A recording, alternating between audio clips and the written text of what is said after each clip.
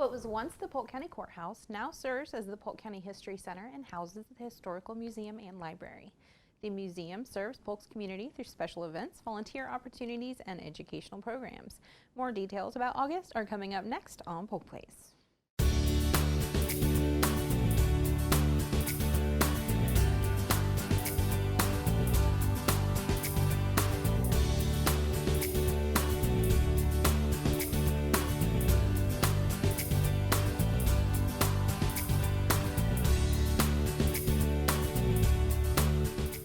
Welcome to Polk Place. I'm your host, Tina Mann, and joining me in the studio today is Murtis Young, the Historic Preservation Manager at the History Center. Hi, Tina.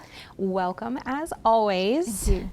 So this year and this month in particular are very important in the history of women's rights. So why don't you give us a little bit of background?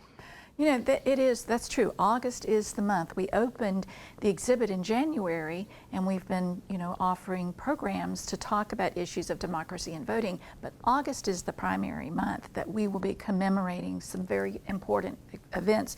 First of all, the women's suffrage movement began July 1848 in Seneca Falls, New York. And that was the first time the convention was ever held. August 18th, 1920, the state of Tennessee became the 36th state to ratify the 19th Amendment, and that was the required number of states to ratify it. So at that point, 3/4 of the votes of the states of the United States had approved it, and it had been ratified. So on August 26, 1920, United States Secretary of State Bainbridge Colby officially certified the amendment, and it became an official amendment. November 2nd, in 1920, this is an amazing number, over 8 million women voted for the first time. And I'm sure there was such a celebration, even if it wasn't out where just in their heads about the freedom that, hey, we're finally being acknowledged as, equal to other people. So as a part of that, you guys have some special things planned for August 26th, which is the date of that. So why don't you tell me about the sounds of the sights, sounds, and sounds, thoughts, and colors of suffrage. I got it eventually. A mouthful, isn't it? It is. It's a program that we decided to offer because the colors of the suffrage movement are important because they each represent something. They're purple and gold, and then the cream color, the white color. So we're offering this program on August 26th in our new format. It'll be in a Zoom format. And Maria Tripp, who is our curator of collections at the museum, is creating a PowerPoint program, and she will explain what the colors mean. Each of the different colors have specific meanings, and they are symbolic of the movement. So she will do that in a format. And then also, we discovered in the sounds of the suffrage movement, there is actually a songbook that was written, and it has songs that are specific to, lyrics that are specific to the suffrage movement. So our dear friend and historian Lloyd Harris, who has a wonderful voice, will be presenting the sounds. So he has selected 3 different titles from the songbook. One is Dare You Do It, The Great Army, and then and then 3 Blind Mice. The first 2 are sung to the music, the rhythm of the Battle Hymn of the Republic. So those are our sounds. And the gentleman who wrote the book is Henry W. Roby, who's a prominent medical doctor in Topeka, Kansas. So that's where the sounds come from. And then the colors, we're working with a local vendor, Rafa Natural, and Rafa is pouring candles that are specific to the colors and then adding fragrances to the different colors so that you can buy a lavender candle, a white candle, or a gold candle, and then the thoughts, they're messages from the suffrage era, things that have been recorded that we've taken from research, and those will be added to the candle. So you have a candle with a specific fragrance, a specific color, and a specific thought, and you can buy those for, guess what, the interesting price of $19 each. Now, because of the coronavirus, our gift shop is closed, but you can pre-purchase your candle. So all that is on the 26th, 5:30 in the afternoon through Zoom format. thoughts, sounds, and colors of the suffrage movement. I love the tie-in between the 19th Amendment and the $19 price. I think that's very clever. And Rafa is actually one of my favorite vendors. They have all natural products. They use all, very organic things. They have, just beautiful things in their shop. So that's awesome that you partnered with them. And speaking of colors, you have a very important lighting ceremony. This, to me, is one of it. I'm so excited about this event because as we've all, been closed in and we're not having programming in the History Center, this is an opportunity for us to shout to everybody outside that something is happening. So Forward into the Light is a part of the national campaign, the coalition, the Suffrage Coalition campaign. And we're going to join buildings across the nation and light up the History Center in the colors of suffrage. So the dome will display purple and gold, and that will tie into the lighting, the white lighting around the exterior of the building. One of the suffrage slogans was "Forward through the darkness, forward into the light." So this campaign is Forward into the Light.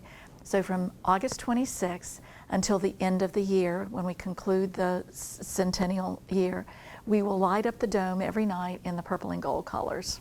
I love that, and I love where it came from, because when you start looking into your exhibit that you have, it doesn't only focus on the good things that happened, it also focused on the really dark things that women had to go through to get to where we are. And then Forward into Light, and it's just great. That's, whoever came up with that is brilliant. So let's talk just a tiny bit about the exhibit that you have there that they can actually learn more about this. Well, the exhibit is, again, as I mentioned, we opened it in January. It'll be in place for 3 years. And it is the story through timeline, text, and images of women marching and demonstrating the story of the suffrage movement, which was, many years long, from the first convention in Seneca Falls until the ratification was pretty much 75 to 80 years past. So the exhibit tells that story. It tells the story from a national level, features women who were significant to the movement nationally, regionally, and then locally. And then, of course, we are so proud that we have our local suffrage from Winter Haven, Mary B. Jewett, who is from Winter Haven, and she was very involved in the movement. She's featured in the exhibit. And then also Mary Bethune-Cookman, and Mary McLeod Bethune, and she was very involved in the movement and also very instrumental in encouraging and helping Black women register to vote and vote as a part of that first 8 million women who voted. So it's just a great exhibit to read and learn about the movement from the beginning up to the time of the ratification of the 19th Amendment. That's all on August 26th, those events we mentioned previously. But as you kind of briefly mentioned, August 18th was also an important date because that's when the last date that was required. So the city of Fort Meade has actually decided to plan an event for that date to commemorate. So why don't you tell us about that? So happy about that. We are so pleased when we started the commemoration this year. We formed the coalition of partners around the county, and they've just been great. And in creating their own exhibits in the different cities and their own events. And although some of the events have been canceled, Fort Meade is coming out in the light. And on the 18th, we'll have a march, which is a march to commemorate that August 18th event. So we're going to meet at the library in Fort Meade and start the march there. We're asked to wear white, masks, and practice social distancing, and either bring a banner, a positive message from the suffrage movement, or of course I have my banner that I wear, Votes for Women. And so we're going to take a little walk in Fort Meade and say, hey, listen, something important happened today. As a woman, I'm very thankful for my democracy and my ability to vote, which I fully intend to do this year as we have a big election coming up. And to go along with that, and we also have the programming for Democratic Dialogues. So what are we expecting this month on August 18th? Well, oh my goodness gracious, I am so excited about this.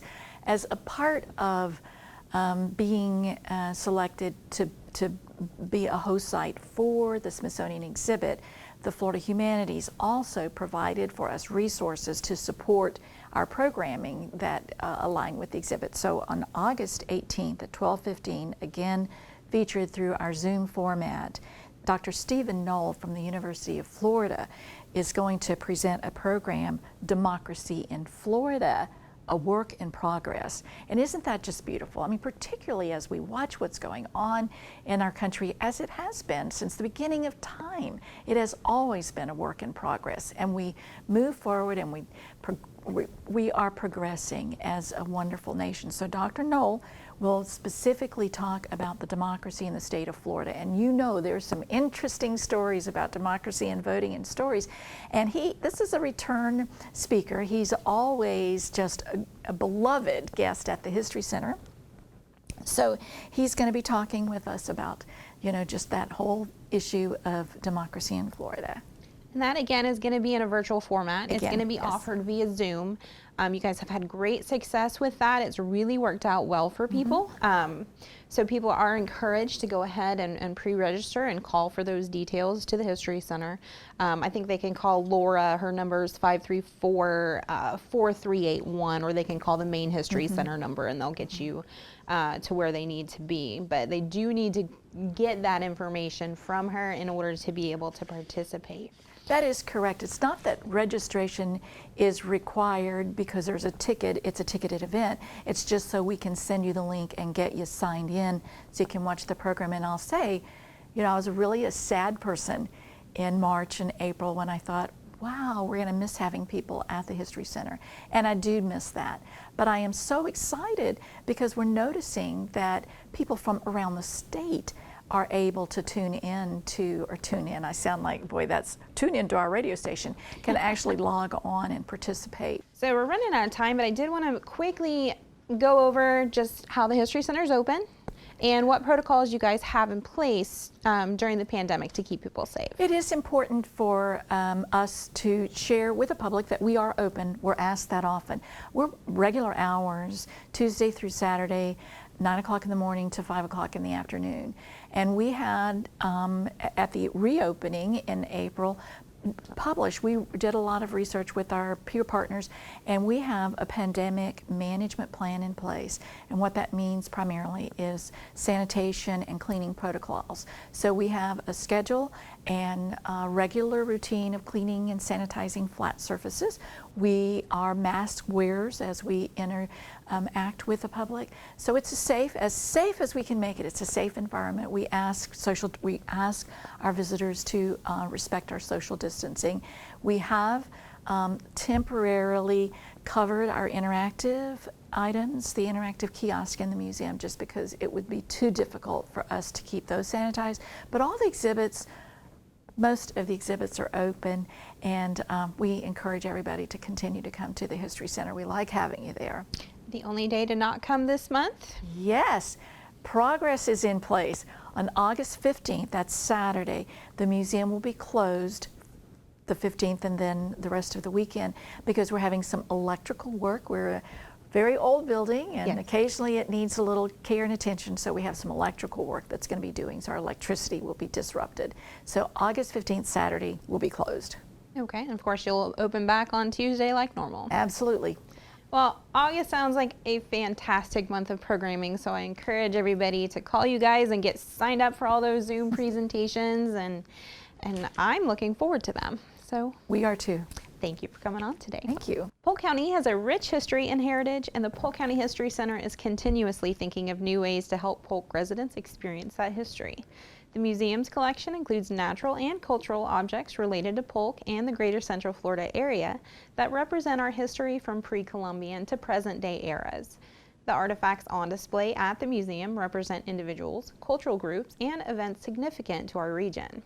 Located at 100 East Main Street in Bartow, the History Center is open from 9 a.m. to 5 p.m. Tuesday through Saturday. For more information about exhibits and events, you can check them out on the web at polkhistorycenter.org or give them a call at 863-534-4386.